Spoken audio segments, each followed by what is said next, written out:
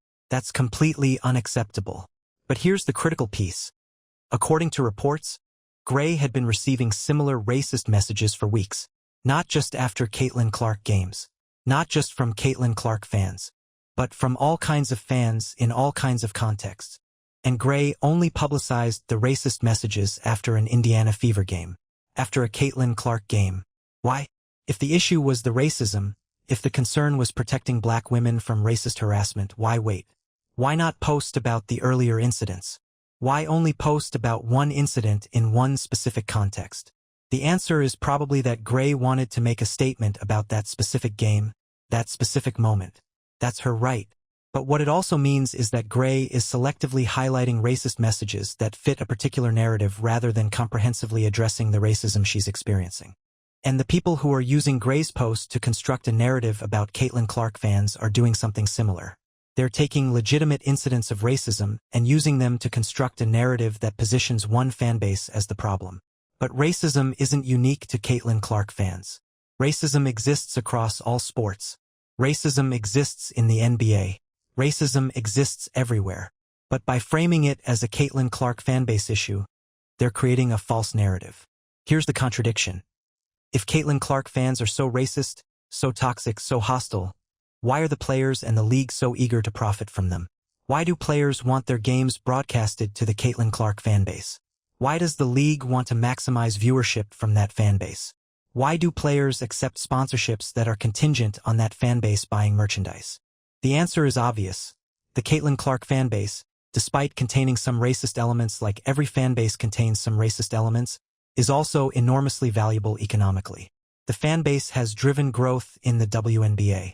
The fanbase has increased salaries. The fanbase has created opportunities. And the players are benefiting from that enormously. So the contradiction is this. Players can't simultaneously claim that Caitlin Clark fans are uniquely racist and toxic while also being eager to profit from them. They can't characterize the fanbase as a problem while also capitalizing on the economic growth that fanbase has created. That's not consistent. That's not logical. That's hypocrisy. What would be consistent would be if players said, "We're grateful for the growth this fanbase has brought to the league, but we're also concerned about racist elements within any large fanbase, and here's what we think should be done about it."